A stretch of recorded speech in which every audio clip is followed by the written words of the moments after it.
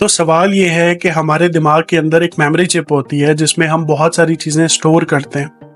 तो क्या ये पॉसिबल है कि उस मेमोरी चिप को बढ़ाया जा सके? क्या ये पॉसिबल है कि हम लो आईक्यू से हाई आईक्यू वाले बन जाएं? क्या ये पॉसिबल है कि हमारा दिमाग हर जरूरी बात याद रखनी शुरू कर दे? क्या ये पॉसिबल है कि हमारा जो आईक्यू है, जिसकी वजह से हमारे पेपर्स भी ठीक नहीं होते, जिसकी वजह से टेस्ट भी गंदे होते हैं, क्या ये पॉसिबल है कि उस आईक्यू को ही हम बढ़ा लें ताकि हमें हर बात, हर टेस्ट, हर असाइनमेंट, हर टॉपिक याद रहने लग पड़े? तो इस सवाल का जवाब ढूंढने के लिए एक साइकोलॉजिस्ट ने एक रिसर्च की। उस रिसर्च में उन्होंने एक स्कूल को चूज किया और उसके क्लास में उन्होंने तमाम बच्चों के आईक्यू टेस्ट किए। उसके बाद उन्होंने जब रिजल्ट्स अनाउंस किए तो उन्होंने 20% बच्चों को अलग कर लिया और 80% बच्चों को अलग कर लिया। जो 20% बच्चे उन्होंने अलग किए थे, उन्हें ये बताया गया कि साहब, आप बहुत इंटेलिजेंट हैं, आपका आईक्यू जो है वो एवरेज लोगों से बहुत ज़्यादा है, इसलिए आप मेहनत करें और आपके रिजल्ट्स अच्छे आएंगे। जबकि बाकी जो 80% लोग थे, उन्हें ये कहा गया कि यार, आपका एवरेज आईक्यू है, आपको ज़्यादा मेहनत करें या ना करें उससे फ़र्क नहीं पड़ेगा, बस आप उतनी मेहनत करें जितनी आप कर सकते हैं और उसी को कंसिस्टेंटली आप लेके चलें। आप बहुत ज़्यादा रिजल्ट्स अपने आप से एक्सपेक्ट ना करें। इस अनाउंसमेंट के बाद साइकोलॉजिस्ट वहाँ से चले गए और ठीक 1 साल बाद दोबारा वापस आए। वापस आकर उन्होंने पूछा कि वो तमाम बच्चों के रिजल्ट्स मुझे बताएं जिनका मैंने आईक्यू टेस्ट किया था। उसके बाद उन्हें ये पता चला कि वो जो 20% बच्चे थे जिनको ये बताया गया था कि आपका आईक्यू बहुत अच्छा है, बहुत हाई है, उनके रिजल्ट्स बड़े अच्छे थे। हमेशा A+ ग्रेड लेते थे, हर एग्जाम में पास हो रहे थे, हर टेस्ट में पास हो रहे थे। लेकिन वो जो 80% बच्चे थे जिन्हें ये बताया गया कि आपका आईक्यू जो है वो बड़ा एवरेज सा है, नॉर्मल सा है, तो आप ज़्यादा मेहनत ना करें, उससे इतना फ़र्क नहीं पड़ेगा, अपने आप से ज़्यादा एक्सपेक्ट ना करें, उनके रिजल्ट्स भी एवरेज ही थे। ये एनालिसिस करने के बाद साइकोलॉजिस्ट ने ब्रीफ किया कि जो 20% बच्चे थे जिन्हें मैंने हाई आईक्यू का कहा था, उनका आईक्यू हाई नहीं था, वो एक एवरेज नॉर्मल बच्चे थे। और जिन 80% बच्चों को मैंने कहा था कि आपका जो आईक्यू है वो एवरेज है, उनका भी आईक्यू उतना ही था। यानी सबका आईक्यू, बेशक 20% वाले हों या 80% वाले, उनका आईक्यू ऑलमोस्ट सेम ही था। लेकिन यहाँ पर उन्होंने एक पॉइंट को एक्सप्लेन किया। उन्होंने कहा कि देखें, मैंने उनसे सिर्फ इतना कहा था कि आपका आईक्यू बहुत अच्छा है, और इसी बात को उन्होंने मानकर जब बिलीव कर लिया कि मेरा आईक्यू वाकई बहुत अच्छा है, तो उसके बाद जो उन्होंने परफॉर्मेंस दी वो उन्होंने उससे पहले अपनी एकेडमिक जिंदगी में नहीं दी थी। साइकोलॉजी में इस कॉन्सेप्ट को सेल्फ फुलफिलिंग प्रोफेसी बोला जाता है। यानी आप किसी भी चीज पे जब आप यकीन कर लेते हैं तो आप उस यकीन के हक में चीजें ढूंढनी शुरू कर देते हैं। यानी जब आपको किसी ने ये बता दिया कि मेरा जो आईक्यू है वो बहुत अच्छा है, तो उसके बाद आपका हर अच्छा टेस्ट उस यकीन पर, उस बात पर एक स्टैंप लगाता जाएगा कि मैं एक हाई आईक्यू वाला बंदा हूँ और मेरे लिए किसी भी टेस्ट को क्रैक करना कोई मसला नहीं है, मैं हर टेस्ट में A+ ग्रेड ले सकता हूँ।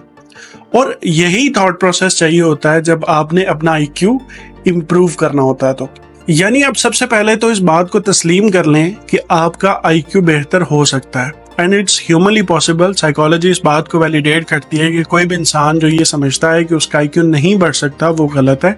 आईक्यू हर इंसान का बढ़ सकता है, बस हमें उसके लिए थोड़ी सी प्रैक्टिस करनी पड़ती है और रेलेवेंट रिसर्च को समझना पड़ता है। इसके लिए सबसे पहले तो आपको एक सिंपल सी बात समझनी पड़ेगी। जैसे हमारी बॉडी में जो मसल्स होते हैं, जब हम जिम जाते हैं तो वो मसल्स इम्प्रूव होने शुरू हो जाते हैं, स्ट्रांग होने शुरू हो जाते हैं। ऐसे ही हमारी जो ब्रेन होता है उसमें भी मसल्स होते हैं, मेमोरी मसल्स होते हैं, और जब हम उनको बहुत ज़्यादा यूज़ करते हैं, यूटिलाइज करते हैं, तो उससे वो भी बेहतर होने शुरू हो जाते हैं।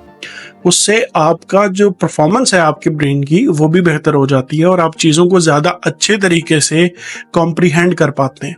सबसे पहला काम आपने ये करना है कि इस बात को तस्लीम कर लेना है कि आपका आईक्यू बहुत अच्छा है। लेकिन यहाँ पे एक प्रॉब्लम आएगी।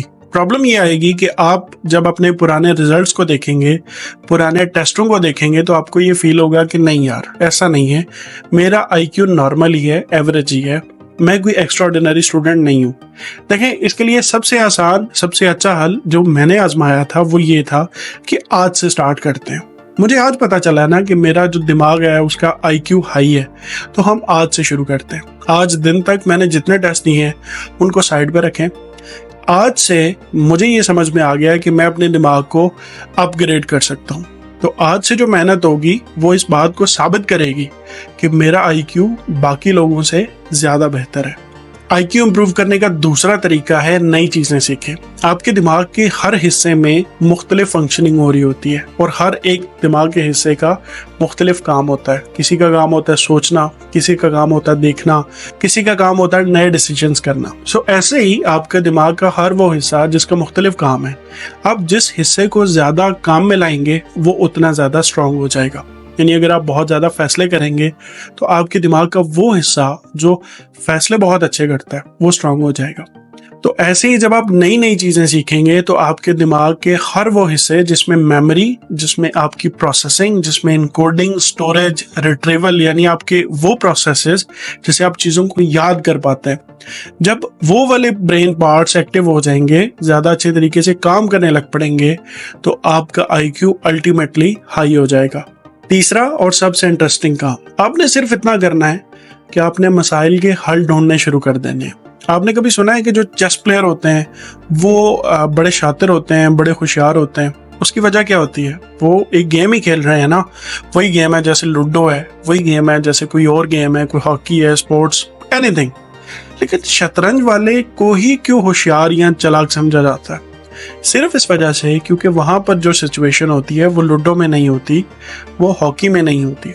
उसको पता होता है कि मैंने कौन सी चाल चलनी है और कौन सी चाल नहीं चलनी। यानी एक टाइम पर वो बहुत सारी चीज़ों को कॉम्प्रिहेंड कर रहा होता है और इसी वजह से उनकी जो मूवमेंट होती है वो उनके दिमाग को भी उतना ही स्ट्रांग बना देती है रियल लाइफ में भी अप्लाई करने के लिए। सो आप अगर शतरंज नहीं खेल सकते तो सिंपल काम कर लें कि अपने मोबाइल फ़ोन में इंस्टेड ऑफ गेम्स आप खेलें, एक आधी पजल की गेम डाउनलोड कर लें। कोई ऐसी गेम जो आपको सोचने पे मजबूर करे, जो आपको फंसा दे, जिस पे आप पूरा एक एक दिन सोचें कि यार इससे आगे कैसे निकलना है। तो ये जो पजल वाली गेम्स होती हैं ये बेसिकली आपको सोचने पे मजबूर करती हैं और उसकी वजह से आपकी कॉग्निशन वो मजबूत होती है। तो जब आपकी कॉग्निशन मजबूत होगी तो अल्टीमेटली आपका दिमाग, जिसकी प्रोसेसिंग अब तेज हो चुकी है, वो अब चीज़ों को ज़्यादा अच्छे तरीके से समझना, याद करना और लिखना शुरू कर देगा। तो ये थे वो 3 काम जो आपने करने अगर आपने अपना आईक्यू बढ़ाना है। सबसे पहले आपने इस बात को तस्लीम कर लेना है कि आपका आईक्यू बढ़ सकता है। सेकंड नंबर पे नई किताबें पढ़नी है, नया कंटेंट पढ़ना है, नई चीज़ें सीखनी है, जैसे आपको ये फील हो कि ये कुछ ऐसा है जो मैंने पहले नहीं किया हुआ। तो जितना आप नया सीखेंगे, जितना आपका मेमोरी मसल मजबूत होगा, उतना ही ज़्यादा आपका आईक्यू इम्प्रूव होता जाएगा। तीसरा काम आपने ये करना है कि अपने दिमाग को यूज़ करना है मुख्तलिफ किस्म के मसाइल के हल निकालने के लिए। तो जैसे जैसे आपका जो एग्जिस्टिंग नॉलेज है वो काम में आने लग पड़ेगा, जैसे जैसे आप रिजल्ट्स निकालने शुरू कर देंगे उससे, उतना ही आपका दिमाग तेज़ होता जाएगा। थैंक यू सो मच, अपना ख्याल रखिएगा।